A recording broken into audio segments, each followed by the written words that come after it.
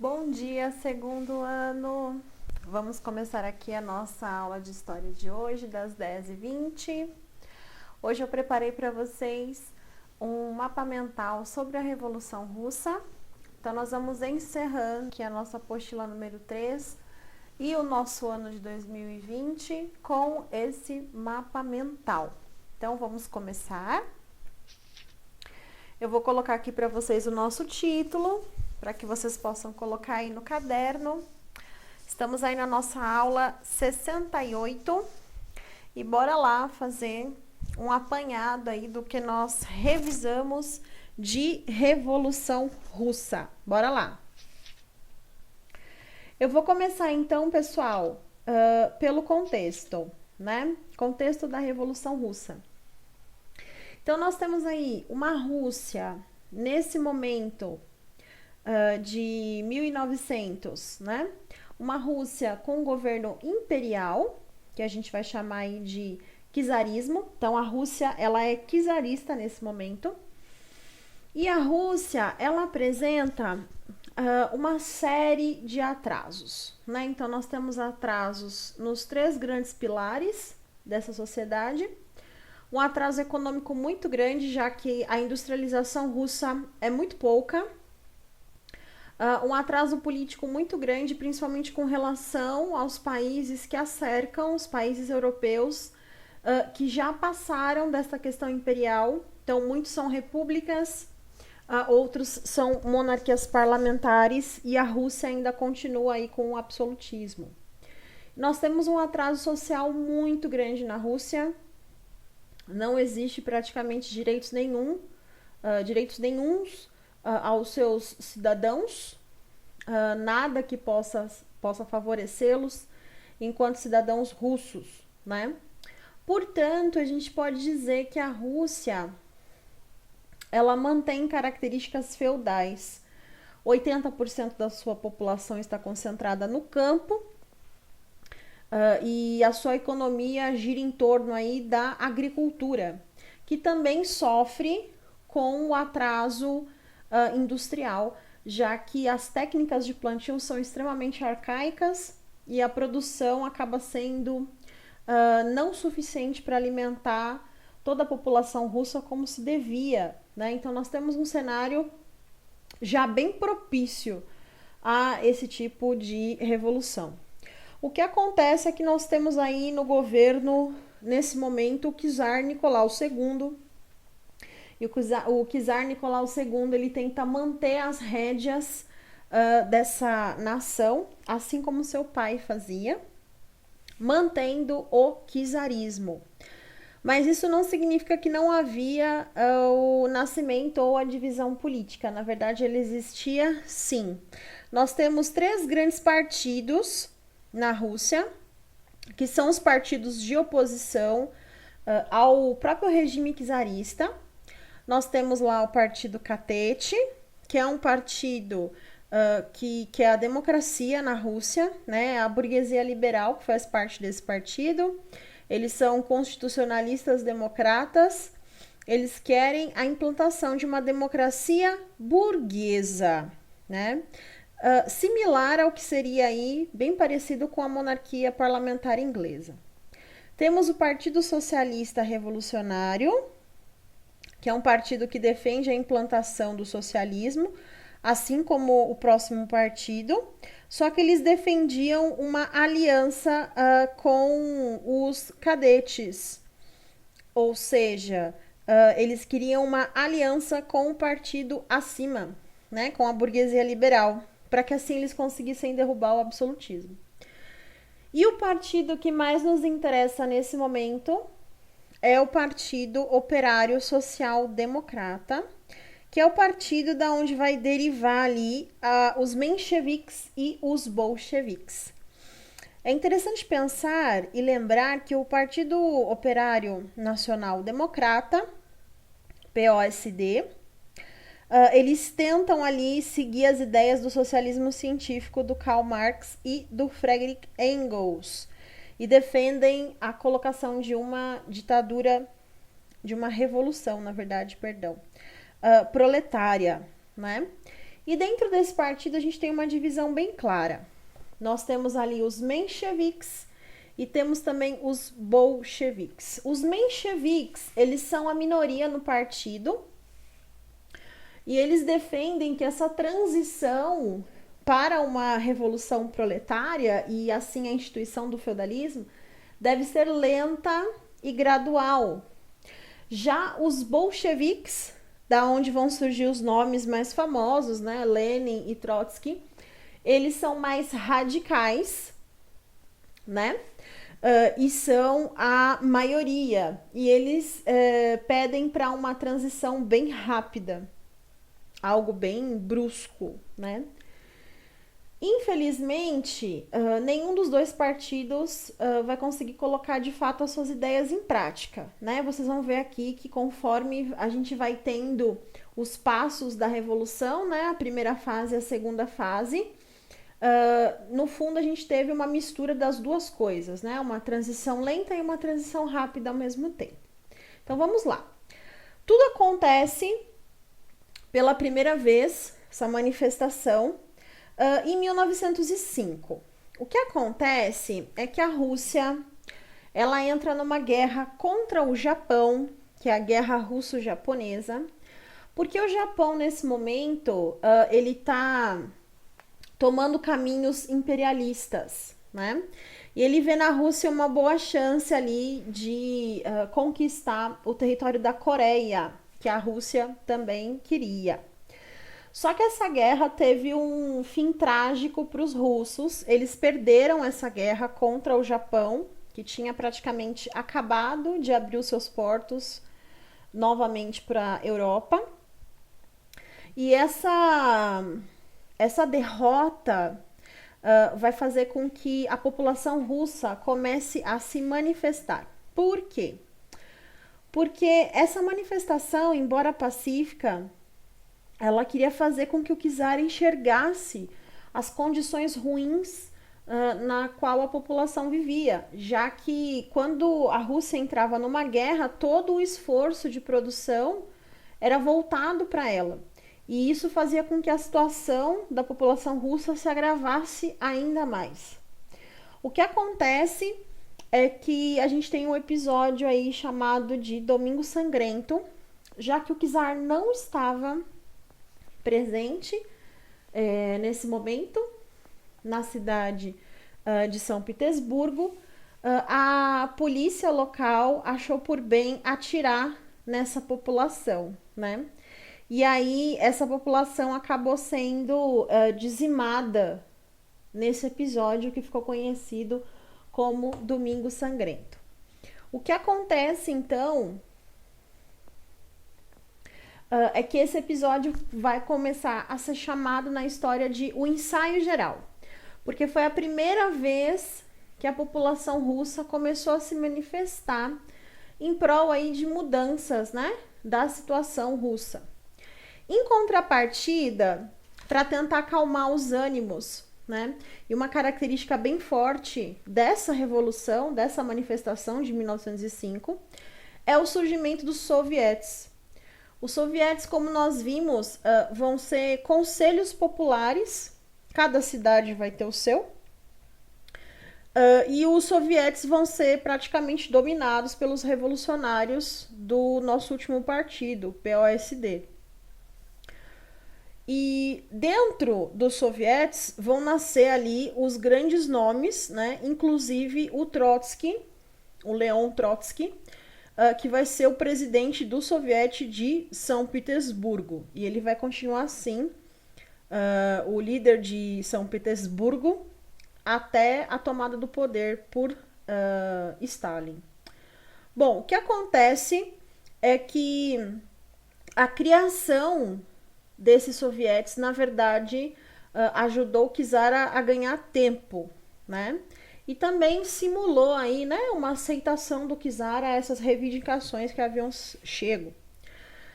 Na verdade, o que aconteceu foi que o czar criou um novo sistema chamado de Duma, que em tese transformava a Rússia numa monarquia parlamentar. Só que dentro dessa ideia da Duma, né, a Rússia sendo aí uma monarquia com uma constituição e com um parlamento, dentro da Duma, o czar é que tinha o poder de nomear esses parlamentares. O que, na verdade, não retirava o poder das mãos do czar. Então, a Duma, na verdade, foi um segundo artifício utilizado pelo czar Nicolau II para poder ganhar mais tempo e poder se reorganizar, né? Fazendo ali uma repressão, então, brutal a esse movimento revolucionário, que vai ficar pausado até meados de 1917. O que acontece, gente? Nesse meio tempo, entre 1905 e 1917, a gente tem a eclosão da Primeira Guerra Mundial. E a Rússia, ela adere à Primeira Guerra. E isso faz com que todos os esforços russos de produção sejam novamente voltados para esse conflito. No começo, assim como todos os países europeus, houve aí uma grande manifestação nacionalista e realmente não só os russos, mas todos os europeus acreditavam que seria uma guerra muito rápida e todos acreditavam na própria vitória. O que acontece é que essa guerra começou a se prolongar por muito tempo e todos os partidos acabaram apoiando a participação da Rússia nessa guerra devido a esse nacionalismo, menos Lenin e o partido, a facção bolchevista, né, do partido. O que acontece é que a Rússia não tinha condições de se manter na guerra, as perdas foram extremamente bruscas e gigantescas no contexto russo, o que agravou ainda mais a inflação. Nós tivemos um colapso no sistema de energia, um colapso no transporte, falta brutal de alimentos. E em março de 1917, no calendário russo, fevereiro, nós tivemos uma manifestação de mulheres pelo Dia Internacional da Mulher. É claro que o czar, então, mandou suas tropas para conter essa manifestação, mas o que ele não havia planejado era que vários setores da sociedade, na verdade, aderiram a essa manifestação. E essa pressão popular extremamente grande em cima do governo czarino força Nicolau II a renunciar. E em fevereiro de 1917, para nós, março, o czar sai do governo e nós temos o início do que nós vamos chamar de governo provisório, com a posse ali do príncipe Lvov. Com o governo provisório de Lvov, nós temos então aí uma ampla anistia. Ele vai libertar políticos presos, ele vai permitir a volta dos exilados, e nesse caso Lenin começa a voltar para a Rússia. Só que o governo manteve a mesma postura do czar, ou seja, não saiu da Primeira Guerra Mundial. Rapidamente Lvov vai perder a sua popularidade e infelizmente vai ter também que renunciar, já que a Rússia não queria sair da guerra para poder manter os seus compromissos com os outros países. Sendo assim, assume o poder Alexander Kerensky. Tecnicamente, Kerensky vinha com essa nova energia, né? E uma promessa ali de resolver os problemas russos. Mas, na verdade, Kerensky também se decidiu pela fidelidade aos pactos assinados com os outros países durante a Primeira Guerra Mundial, o que manteve a Rússia novamente na Primeira Guerra. É aí, então, que depois de 2 governos provisórios, nós temos a base para a verdadeira Revolução Russa, a Revolução de Outubro, chamada de Segunda Fase, acontecer. Lenin publica, então, um documento que vai ficar conhecido como Teses de Abril, onde a frase célebre pão, paz e terra é colocado em voga, né? E o slogan, então, de campanha do Lenin é todo o poder aos sovietes. E nesse caso não deu outra, né? Lenin acaba fomentando, estruturando e fortificando ainda mais a Revolução Russa. E em outubro de 2017, os bolcheviques, com o apoio dos operários, camponeses e soldados, derrubam o governo provisório de Alexander Kerensky e nós temos então a instalação dos primeiros passos da Rússia mergulhando em direção à era do comunismo. O primeiro passo de Lenin foi criar o Conselho dos Comissários do Povo, onde ele mesmo era o presidente, e a partir daí ele instituiu 3 grandes reformas. Primeiramente, a Rússia vai fazer uma reforma agrária. Segundo, eles vão assinar um acordo para sair da guerra. Esse acordo é assinado com a Alemanha para que eles não sejam atacados, que é o famoso acordo de Brest-Litovsk. E Lenin começa uma estatização maciça das empresas russas. A partir de 1918, a Rússia mergulha então numa guerra civil. Nós teremos o exército chamado Vermelho, do lado bolchevista, liderado por Lenin, Trotsky, e do outro lado nós teremos o chamado Exército Branco, liderado por setores sociais que tinham interesse na volta do czarismo para o governo russo. O que acontece então é uma guerra que vai minar bastante as forças já escassas da economia russa, mas a vitória vem para o Exército Vermelho.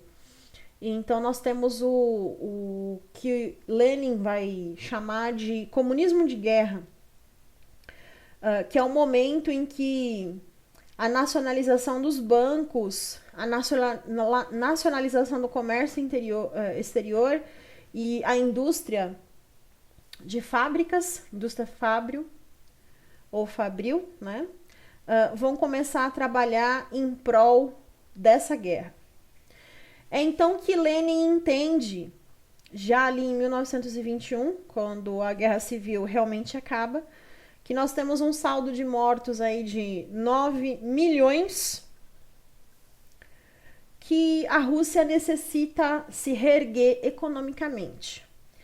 Para isso, Lenin vai lançar o programa econômico chamado de NEP, a Nova Política Econômica, onde ele vai iniciar uma economia híbrida, dando lugar a algumas práticas capitalistas, já que era necessário fazer um nivelamento da economia, da indústria e principalmente da mão de obra dentro da Rússia, para que aí sim eles conseguissem começar a galgar o caminho novamente para o comunismo.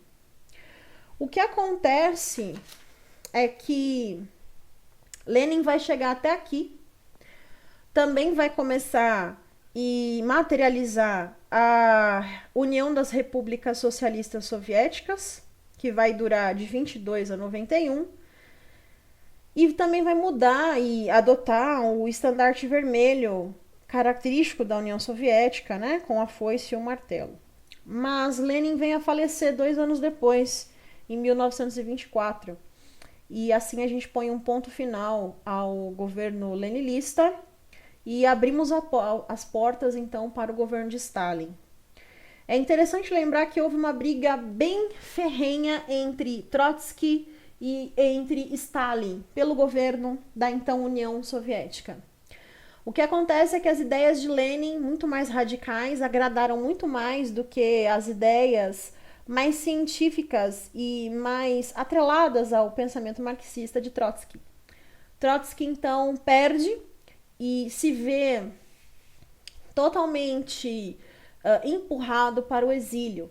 É então que ele vem se exilar aqui na América, no México, e passa a viver ali junto com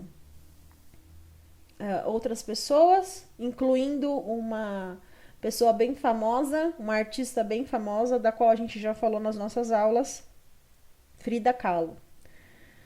Depois dos anos 40, Trotsky é assassinado. Lenin, então, começa a colocar em prática os seus planos quinquenais, que vão substituir, então, a famosa política NEP. Nos planos quinquenais, a gente começa a modernizar e industrializar fortemente a Rússia, mas sempre objetivando duas grandes ideias: as indústrias de base e as indústrias bélicas, sobrando então pouco espaço e muito pouco investimento para as indústrias, no caso, mais importantes, que seriam as dos bens de consumo para a população. O que acontece é que as indústrias de bens de consumo vão ser abastecidas minimamente, para fornecer apenas o mínimo para que a população não morra de fome. O restante vai ser totalmente colocado à disposição das indústrias de base, siderúrgica e tecnologia, e para as indústrias bélicas. Mais tarde, essas indústrias vão dar início ao que nós chamamos de Guerra Fria. No governo de Stalin, nós também temos a famosa organização NKVD, mais tarde rebatizada como a famosa KGB, uma polícia secreta que já existia no governo de Stalin e que tinha como objetivo fazer com que a presença do Estado fosse forte, sempre interventor e sempre ditatorial. Essa imagem de grande líder também foi muito trabalhada pelo próprio Stalin, assim como a educação, que foi usada como uma maneira de lavagem cerebral para que a população sempre o visse como grande líder. Aliás, uma das frases cunhadas pelo próprio grande ditador seria aquela que o nomeia de guia genial dos povos. E assim, a máquina do Estado usou a máquina da propaganda para fazer com que a lavagem cerebral fosse bem mais efetiva. Finalizando, nós temos uma das grandes características do governo de Stalin, o chamado Gulag, que eram campos de trabalho forçado, muito utilizados durante o governo de Stalin. Ali, os trabalhadores eram oriundos de várias partes da sociedade. Todos aqueles que fossem contra o governo e manifestassem as suas opiniões contrárias eram jogados nesses campos de concentração e esquecidos para morrerem devido às más condições de vida. Podemos dizer, então, que o governo de Stalin deu um novo significado à questão da escravidão e dos trabalhos forçados. A vida nesses campos de concentração era especificamente cruel e muitos homens e mulheres não conseguiram sobreviver nesses regimes forçados de trabalho, privações e extrema falta de sensibilidade com o ser humano. Todos os tipos de prisioneiros eram levados até lá. Esse modelo socialista soviético não teve um fim positivo. Na verdade, o objetivo de se colocar como uma alternativa do capitalismo nunca aconteceu.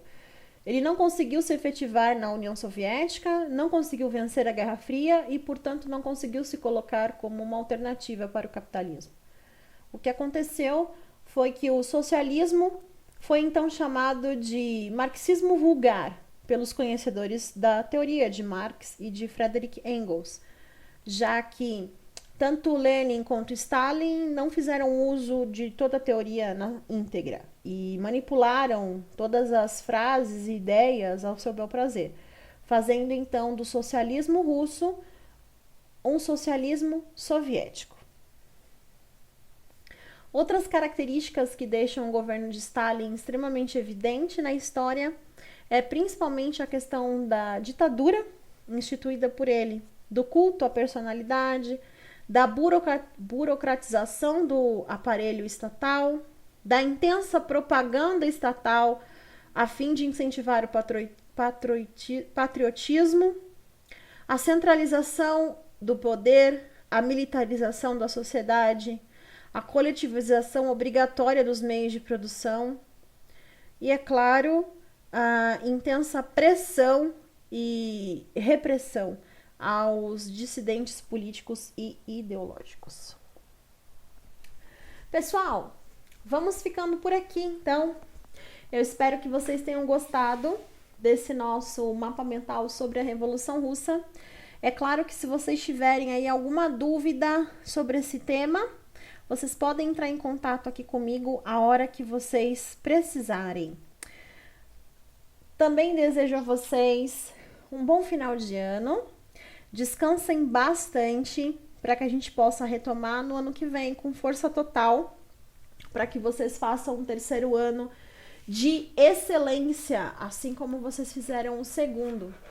Sempre confiando aí na nossa instituição de ensino, que está a cada dia se reformulando e se informatizando para levar para vocês o que tem de melhor aí em tecnologia de ensino. Então, um beijo no coração de vocês, boas festas, beijo para a família de vocês. A gente se encontra então no ano que vem. Tchau, tchau!